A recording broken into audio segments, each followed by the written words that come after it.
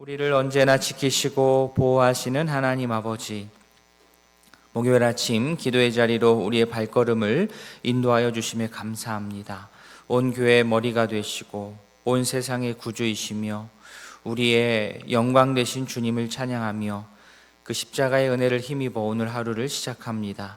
말씀하여 주시고 깨우쳐 주시고 그 기도를 통하여서 주의 뜻을 받들며 살아가게 하여 주시옵소서. 우리의 기도를 통하여서 우리의 가정과 학교와 직장과 교회와 나라가 하나님의 통치 아래에 들어가게 하옵소서. 이 아침 귀한 예물, 감사의 예물로 주님 앞에 드린 손길이 있습니다. 주께서 이 가정의 기도의 제목을 들으시고 응답하여 주시고 귀한 기도의 열매를 보게 하여 주시옵소서. 예수님의 이름으로 기도합니다. 아멘. 함께 보실 하나님의 말씀 신명기 21장입니다. 신명기 21장 1절부터 17절까지 보겠습니다.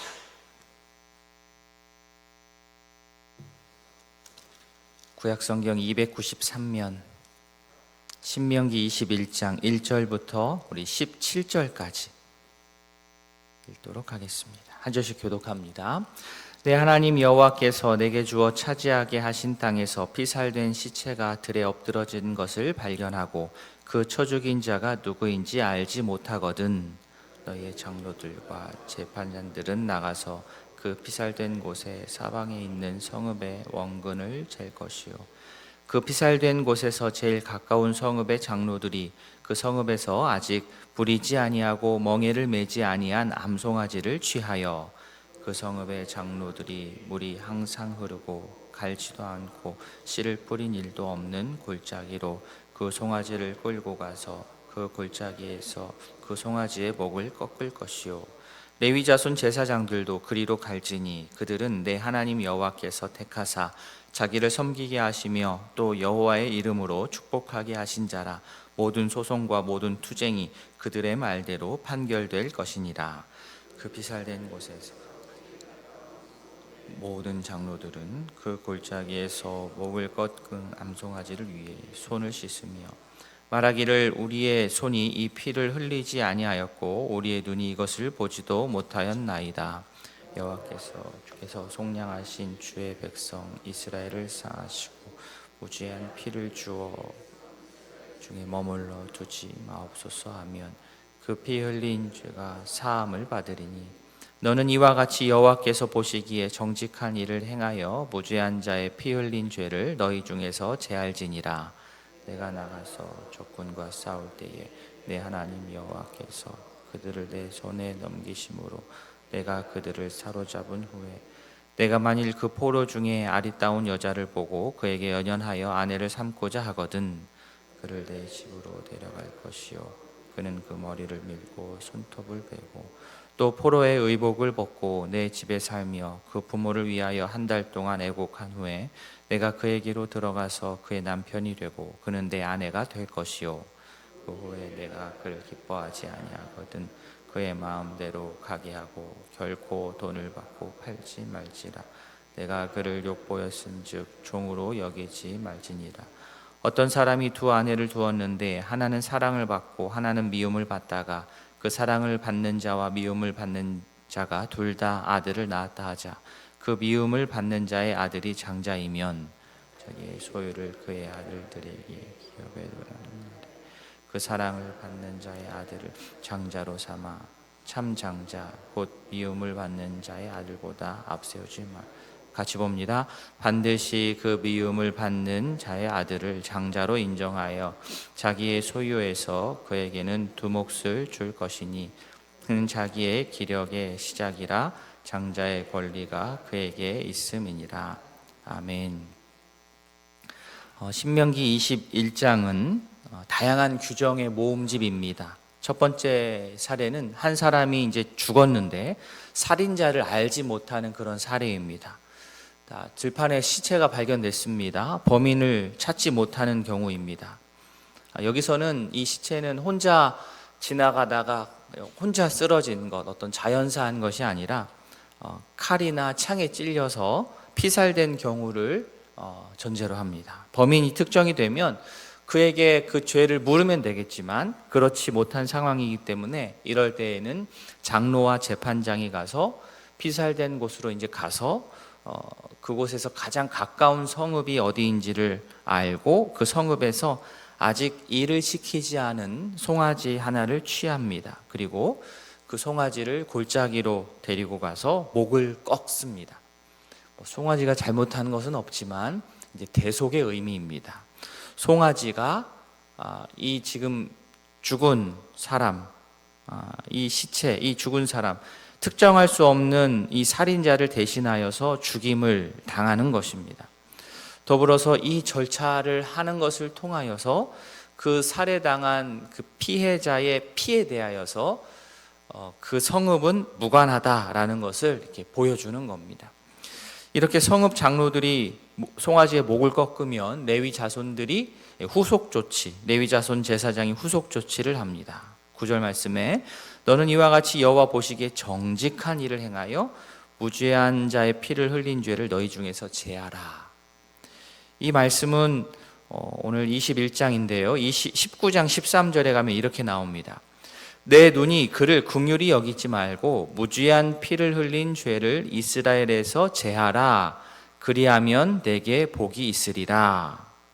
자, 살인자를 알 수 없는 이 살인사건, 이 시체를 처리하는 이 규정을 통해서 우리가 깨달을 수 있는 것은 이렇게 어떤 사건을 규정과 절차에 따라서 일을 해 나가는 것도 너무나도 중요하지만 오늘 이 상황 같은 경우는 더 근본적으로 가져야 될 마음가짐은 이러한 억울한 죽음이 발생하지 않도록 하나님의 정의와 공의가 제도적으로 잘 준비되어야 한다는 것입니다. 억울한 죽음이 없어야 되는 것이지요. 말씀 당시는 이렇게 송아지를 대속하여 죽게 함으로 그 억울함을 풀어주었다고 한다면, 사회적으로 그것을 처리했다고 한다면 지금은 억울한 죽음이 이렇게 생기지 않도록 제도를 잘 만드는 것이 지금의 우리 그리스도인들에게 있어서 말씀의 실천임을 우리가 잘 알고 그 일에 마음을 모으는 하나님의 백성들이 다 되어야 하겠습니다. 다음 규정은 포로로 잡힌 여성에 관한 규정입니다. 포로된 여인 중에 아내로 삼고 싶은 경우 아내로 삼을 수 있었습니다. 삼아 왔던 것 같고요. 물론 여기서는 이방 여인을 말합니다. 이방 여인. 단 포로라고 해서 무책임하게 가벼운 마음으로 이 포로 이방 여인도 저 포로 이방 여인도 함부로 다 아내를 삼고자 하면 안 됩니다. 아무리 포로지만 함부로 이 여인을 대해서는 안 됩니다. 그렇게 하지 말라고 오늘 말씀에 나온 것이죠.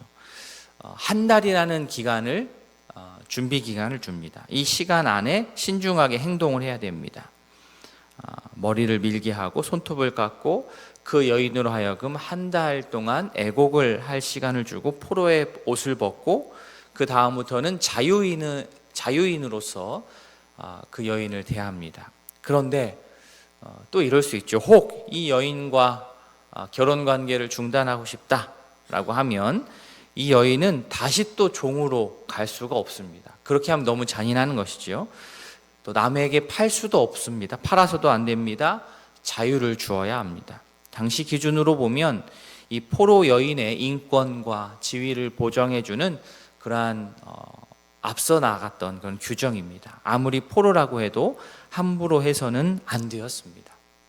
다음은 또 장자에 대한 이야기, 또 뒤에 패역한 아들에 관한 규정인데요. 이 장자에 관한 이야기는 물론 한 아내, 일부 일처였으면은 이런 일은 아예 없었겠지만 당시는 일부 다처가 가능했기 때문에 이런 복잡한 일이 생길 수 있었습니다. 자, 아내가 둘이 있습니다. 그런데 미움받는 아내 쪽에도 아들이 있고 사랑받는 아내 쪽에도 아들이 있습니다. 그러나 아무리 미움받는 아내 쪽 아들이라고 해도 그쪽 아들이 전체적으로 봤을 때 장자라고 한다면 그 장자권을 인정해야 된다는 거예요. 남편이 임으로 장자권을 빼앗거나 다른 아들에게 자기가 이뻐하는 사람에게 줄 수는 없습니다. 이는 당시의 아버지의 권한을 어느 정도 제한하는 것이고 미움받는 여인, 미움받는 아내의 권리를 보호하는 그러한 규정입니다. 또 그런데 어떤 아들이 부모에게 너무 지나치게 완악하고 패역하다면, 그래서 그의 부모가 좋은 말로 타이르고 또 징계를 해도 그래도 끝까지 말을 듣지 않는다면 그럼 어떻게 해야 됩니까? 여기서의 자녀라고 하는 것은 우리의 중고등학교 자녀 그 나이를 뜻하는 것이 아니고 장성한 자녀를 말합니다. 장성하여서 당연하게 부모를 봉양해야 되는 그 나이대의 자녀를 뜻합니다. 20절에 방탕하여 술에 잠겼다라고 나오죠. 만약 이 일이 확실하면 어떻게 하라고 하느냐? 오늘 말씀에서는 조금 충격적이긴 하지만 21절에 보시면 그 성읍 사람들이 돌로 쳐서 죽여서 악을 제하라라고 규정하고 있습니다. 하나님의 나라의 질서가 가정에서부터 바로 세워져야 함을 보여주는 그러한 사례입니다. 한 사람의 목숨도 너무 소중하고 중요합니다. 그러나 너무나도 중요하지만 가정을 허물고 공동체를 허물고 끝내 돌이키지 않는 일을 그냥 놔둘 수는 없습니다. 공동체를 위해서, 가정을 위해서는 그렇습니다. 이런 규정을 통해 믿음의 가정과 공동체의 질서와 거룩함을 유지해 나아갈 수 있게 되는 겁니다. 물론 시대가 달라서 이 신명기의 이 규정이 지금 이 시대에 똑같이 문자적으로 우리가 적용할 것은 아니지만 이 법이 무엇을 향하고 있는지를 우리가 잘 깨달아서 이 법의 정신을 우리 가운데 적용하는 것이 우리의 숙제일 것입니다.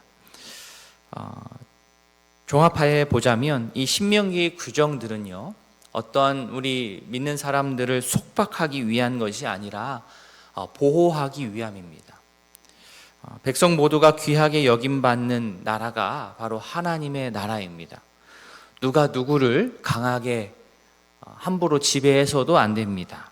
상대적으로 약한 자를 희생시켜서 힘 있는 사람들이 편안함을 누려서도 안 됩니다.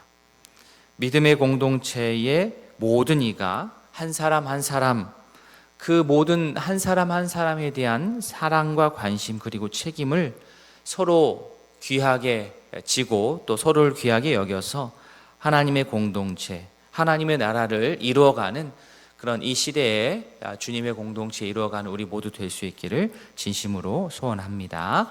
아멘.